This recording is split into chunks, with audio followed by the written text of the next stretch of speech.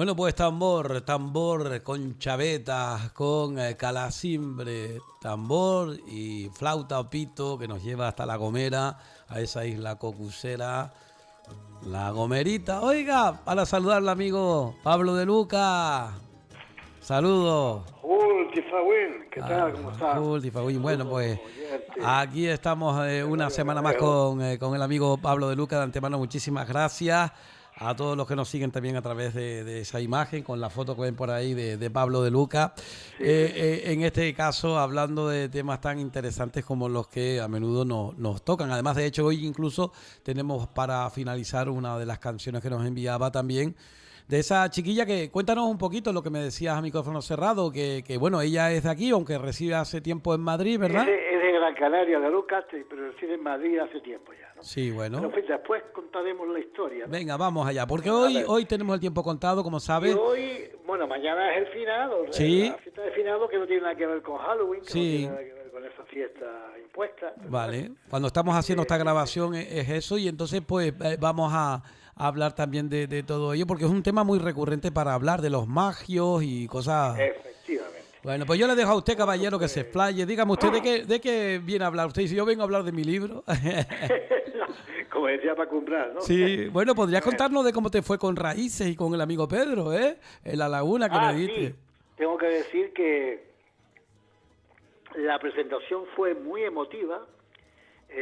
Magua que no asistieran, pero te hubiera gustado. Sí. Porque allí había 4 personas que de forma espontánea y natural, hablando de una forma desde el corazón, vamos, ya no andaba nada preparado, sino era como 4 amigos que están reunidos y largan lo que primero les viene a la cabeza, y es la mejor forma de presentar un libro cuando surge de la espontaneidad, Sí. cuando surge de la naturalidad, es la palabra, ¿no? Ajá. Y eso fue el éxito de esa presentación, del que Pedro González, yo sabía que escribía, pero que sabía que, vamos, que el estilo literario de él es llega a la gente enseguida, ¿no? A través de frases cortas, y no es extraño que haya ganado varios premios, ¿no? Por tanto, mis felicitaciones. Yo también ya lo vi después, ¿no? Y estuve hablando con él, Ujú. y hemos restablecido los contactos, ¿no? Evidentemente.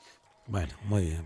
Pues muy bien. Vamos a hablar un poco de lo que fue la primera sociedad Tenerife después de la llamada conquista, que bueno, fue tal conquista porque todavía persiste lo que es la resistencia del insular, del isleño, con respecto a las costumbres, a las raíces, que es lo que se trata, hablar de la cultura y de lo que es el legado, diríamos, ancestral, ¿no? Bueno. Pues bien, la Sociedad de la Laguna estaba basada en la constitución del primer cabildo. El primer cabildo, a finales del siglo XV, que ya estamos hablando de que ha llovido bastante desde entonces, se constituyó en 1498, ¿no? Ujú. Recién terminada ya, diríamos, la campaña militar. Y las primeras medidas que dio el Cabildo fue un 2 de febrero del año 1498, justamente, ordenando, fíjate bien, que todos los vecinos de Santa Cruz, que en aquel tiempo Santa Cruz era un puertito, era la costa de la laguna, vamos a llamarlo así, que había unos cuantos colonos y después bastantes guanches en las inmediaciones de lo que es el Barranco Santo, en las cuevas y tal, ¿no? Que era el antiguo Aniazu, que es el topónimo guanche que se refiere a lo que es Santa Cruz de Tenerife, que va desde el Barranco de Santo hasta el Barranco de Taodio, según Cioranesco. Esa es la comarca de Añazo, Ujú. y de ahí quedó la palabra Añaza, que es una deformación vocálica, pero bueno, en realidad es Añazo. La tierra que es calva o que no tiene vegetación, porque era un sitio que no tenía vegetación, era la propia costa, ¿no? Sí. Donde hoy en día se asienta la ciudad de Santa Cruz de De Santa Tenerife. Cruz de Tenerife, que era una Pues zona bien, más estéril, más árida, vamos. exactamente, porque desde la que es la cuesta hacia arriba era todo verdor, era todo Sí. vegetación, ¿no? Había un cambio, ¿no?, de vegetación. Pues bien, ese acuerdo del Cabildo del 2 de febrero del año 1498 ordenaba que todos los vecinos de Santa Cruz construyeran sus casas en la villa de San Cristóbal de la Laguna, imponiendo como castigo a los apercibidos por tercera vez que fueran expulsados de la isla, perdiendo todo repartimiento o todo acuerdo al que hubieran llegado. Esto lo recoge Juan Betancourt Afonso en su tomo 3, ¿no? Y ya estaba obligando a la formación de la capital de Aguere, lo que era un poco el núcleo originario, ¿no?, de Aguere, el nombre de la laguna, y que justamente arrancaba el primer núcleo en lo que hoy en día es la Concepción, ¿no? Ahí estaba, al lado de la Concepción, donde estaba bien la Cruz Roja, la laguna, está todavía la casa del adelantado de Alonso Fernández de Lugo, ¿no? Uh-huh. Pues bien, con estas particularidades y con estas órdenes siguió después una especie de actividad febril para ir poblando poco a poco este núcleo urbano, ¿no? Y lógicamente pues haciendo desaparecer ya las antiguas costumbres guanches, ¿no?, en cuanto a lo que es el ganado y en cuanto a lo que es la dispersión, vamos a llamarlo así, de la población guanche que vivía pues hasta ese momento en cuevas, en auchones, en las zonas, diríamos, más altas de la isla. Quería concentrar la población en lo que es el núcleo urbano del principio, ¿no?, de lo que era de la laguna, ¿no? Fíjate bien que hay un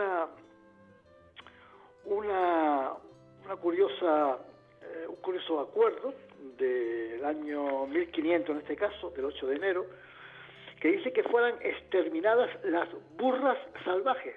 O sea, las mulas que estaban por ahí sin control, vamos a llamarlo así, las burras guaniles, entre comillas, uh-huh, que se exterminaran. O sea, prohibieron a los dueños de estos animales, porque había muchas burras, muchas mulas, ¿no?, que las dejaran, que les dieran sueltas como acostumbraban, y que si las veían sueltas las mataban. Vaya, tenía que haber entonces, tenía que ocasionar muchos problemas. De burras salvajes y mulas, todas desperdigadas por ahí. Eso fue en el año 1500, ¿no?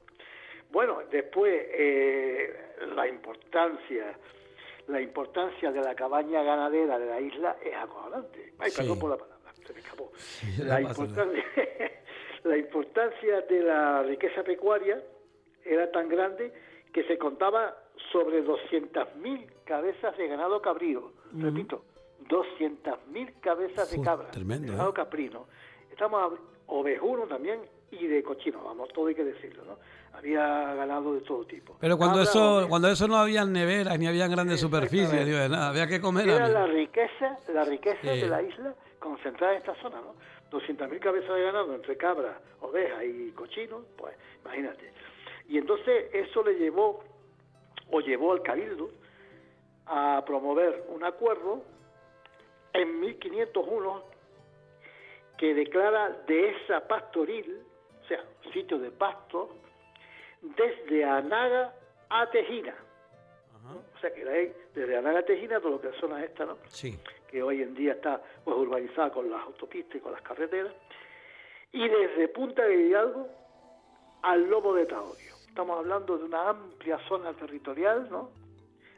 Anaga, Tejina, y desde Punta de Hidalgo al Lomo de Taodio, que eran un poco en la Punta de Hidalgo los dominios de Sebensui, el famoso Sebensui que robaba ganado, el pequeño, el Hidalgo, ¿no? Por eso se llama Punta de Hidalgo, era el hermano menor, o sea, uno de los que recibió tierra de Tinalfre Grande, pero que era de origen no noble, era un bastardo en este caso, no noble.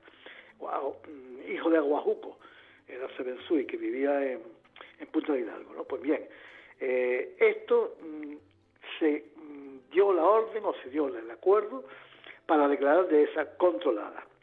Y dice lo siguiente al respecto, en la orden, o en el acuerdo: todo lo cual queda para vecinos de la isla, excepto para gomeros y guanches, por cuanto a los gomeros se les dará en otro lugar, so pena que si entraran con ganado que se le pierda.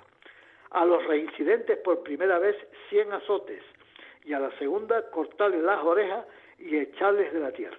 Imagínate tú la represión que había en aquel tiempo contra los gomeros y contra los guanches que no fueran vecinos. Sí. O sea que había bastante, ¿no?, de represión contra lo que eran estas poblaciones, ¿no? Hay que aclarar que la definición de vecinos, gomeros y guanches era la siguiente: los indígenas se clasificaban en 3 grandes grupos. Los vecinos, el primer grupo de indígenas eran los vecinos, los que vivían en los centros urbanos ya, en lo que era la laguna como centro urbano, le llamaban vecinos. Eran indígenas avecindados, a los que estaban ya concentrados en el núcleo urbano. Después, el segundo grupo eran los guanches, que aunque fueran cristianos y bautizados, continuaban viviendo en sus auchones o cuevas más o menos cercanas de los caseríos, o sea, en los alrededores de la laguna centro o de la laguna urbana. Sí. Y finalmente el tercer grupo de indígenas eran los gomeros, que eran los canarios civilizados en otras islas. Fíjate tú la palabra, gomeros civilizados. Civilizados. O sea, guanches civilizados, estamos hablando. Y esos gomeros podían ser guanches que fueran, diríamos, deportados en fechas anteriores a otras islas como Gran Canaria o La Gomera y que retornaran otra vez a Tenerife, ¿no? También se incluía en ese grupo a los gomeros y también se incluía en ese grupo a los gran canarios que se acoplaron a la nueva sociedad. Esta era la clasificación en 3 grandes grupos de los indígenas: los vecinos, los guanches y los gomeros. Uh-huh. Después, con respecto al núcleo rural de Taganana, que también se recoge en estos acuerdos del Cabildo, decían que los vecinos de Taganana eran guanches y unos cuantos, muy poquitos, conquistadores o pobladores. Uh-huh. Pues bien, contradice, ¿no?, lo que se hablaba de que los de Taganana, esto en realidad seguramente lo has escuchado, ¿no?, sí, que procedían de los holandeses o extranjeros, que había arribado un barco que naufragó en la zona de Taganana y que por eso había habitantes de la zona de Taganana que eran rubios con ojos azules.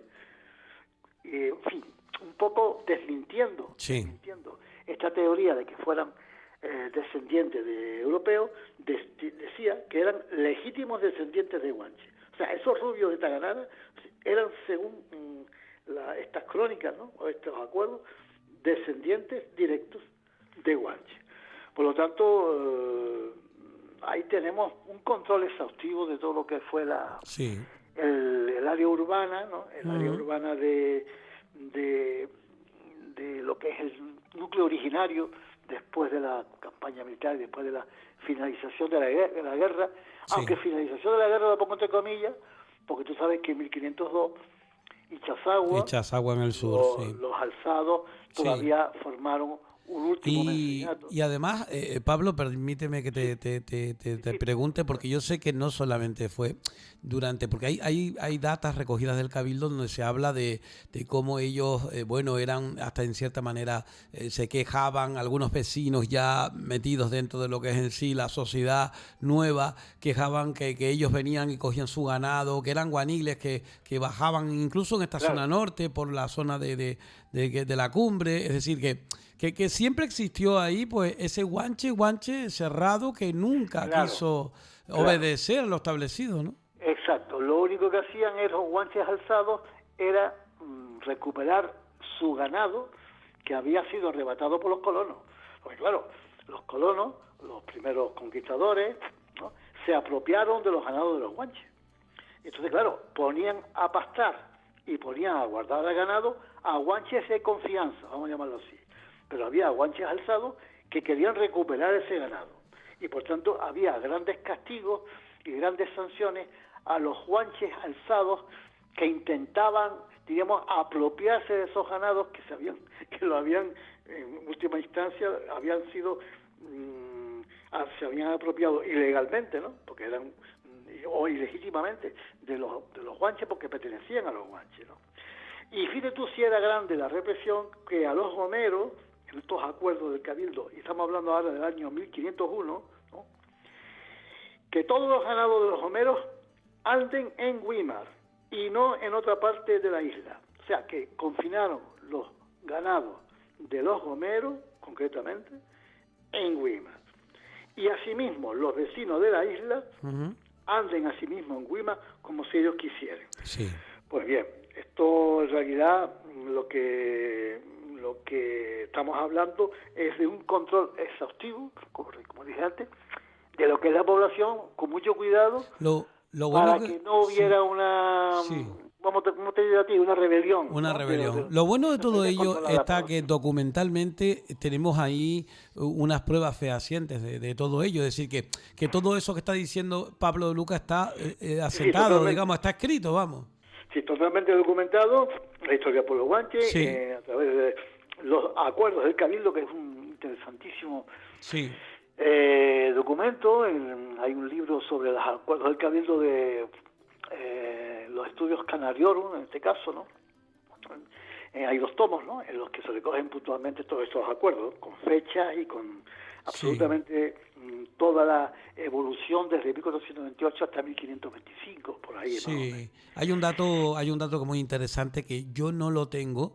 Me lo han dicho, pero claro, tú sabes que cuando te lo dicen, pero no te dan datos, lógicamente uno tiene que esperar a que hayan datos. Y dicen que es que en esa primigenia, de historia de ya de la fusión con los europeos, hubo un lugar en donde dejaron, era como una especie, digamos, de reserva, como en América con los Efectivamente, nativos, pues una reserva que efectivamente. dejaban que ellos tenían porque también les interesaban, porque ellos les proporcionaban la carne, es decir, que les dejaron tener un Claro, no, espacio no, ellos, hasta que ellos tenían que alguien... guardar los ganados Exacto, y el sí. trabajo duro porque hay que tener en cuenta que guardar un ganado es un trabajo duro, es un trabajo que no hacían los conquistadores ni los colonos europeos, Sí. que se lo dejaban a los guanchos, por eso no Y interesaba, que no sabían, a lo digamos, mejor no sabían apretar, manejar a los no, claro, animales aquí, ¿no? no sabían, o sea, no querían apretar mucho la tuerca por si acaso porque les hacía falta, era Sí, necesario sí. para guardar ganado, pero al mismo tiempo tenían un control, tenían un control exhaustivo para lo que te dije antes, para que no se reunieran más de la cuenta los guanches alzados y formaran una nueva rebelión, que de hecho lo hubo. Sí. Estamos hablando ya de años posteriores. Entre 1514 hubo un amago de rebelión en Ujú. el sur de Tenerife, por la parte de España, ¿no? Más de 400 guanches se rebelaron, Sobre todo claro. porque había muchos abusos y llegaba un momento que se Exacto, y cansaban. entonces quisieron ir hacia la capital, pero claro, dieron cuenta, o sea, se dio cuenta a tiempo el Cabildo y organizó una compañía de soldados para reprimir este levantamiento, pero esto está recogido por los datos. Y curiosamente, el 7 de septiembre del año 1501, también hay otra orden, otro acuerdo que dice que los vecinos de Taganana y de la isla no pasen sus ganados de la raya marcada para pastar sus ganados en la dehesa señalada. O sea, que no se pasen de ahí. Ujú. Y que si son guanches, el que guarda el ganado de los guanches, y si es un guanche el que guarda el ganado de los guanches, le den tantos azotes por la primera vez y tantos la segunda. Ujú. Y el dueño del ganado, o sea, un colono, pague por la primera 600 maravedíes y por la tercera pierde el ganado y el guanche que lo guardase se salga de la isla y el No. que lo alcanzase haya la tercera parte de dinero. O sea que encima lo expulsaban de la isla. Sí, lo No tenían desterraban. derecho Ujú. no tenían derecho ni siquiera a guardar el ganado. Por lo tanto, había un control, había unos vecinos totalmente ya asimilados a la nueva sociedad cristianizada, Ujú. eran unos pocos que vivían en el centro, pero la mayor parte eran alzados que vivían en las inmediaciones y se podían considerar ya a finales del siglo XV y principios del siglo XVI como guanches alzados, como se han quedado regados por las muchísimas Vale, cuevas que hay alrededor, ¿no? vale. Tanto en la parte de Anaga como en la parte de Weimar, etcétera, etcétera, ¿no? Bueno, pues muy interesante, interesantísimo eso que nos propone el amigo Pablo de Luca en el día de hoy. Nos quedan todavía unos minutos más. A ver, ¿de qué nos cuentas? Bueno, pues como te dije antes, en la canción esta de Raquel Sí. Molina. Ujú. Bueno, esta canción, si la tienes por ahí, Sí. la puedes, si quieres puedes ponerla, y un poco te indico cómo es la letra, para que la Sí. gente vaya un poco viendo la pronunciación sobre todo, ¿no?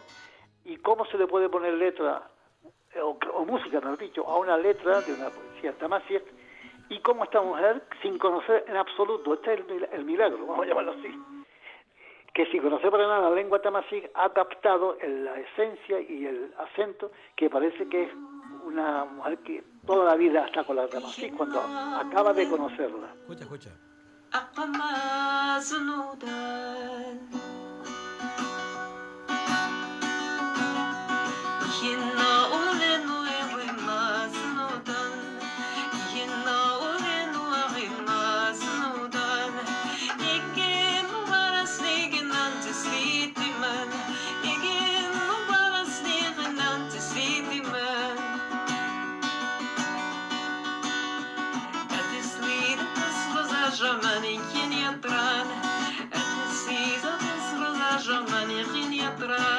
Bueno, la pondremos íntegramente al final porque para ponerla con más calidad, puesto que estamos poniéndola directamente de lo que es en sí el teléfono. Sí, déjala un poquito más, a ver si Bueno. por lo menos llega al estribillo, que es lo que me interesa. Pues venga, vamos, te la pongo un poquito más para que llegue al estribillo. Vamos allá, venga. Y después ya decimos de producción.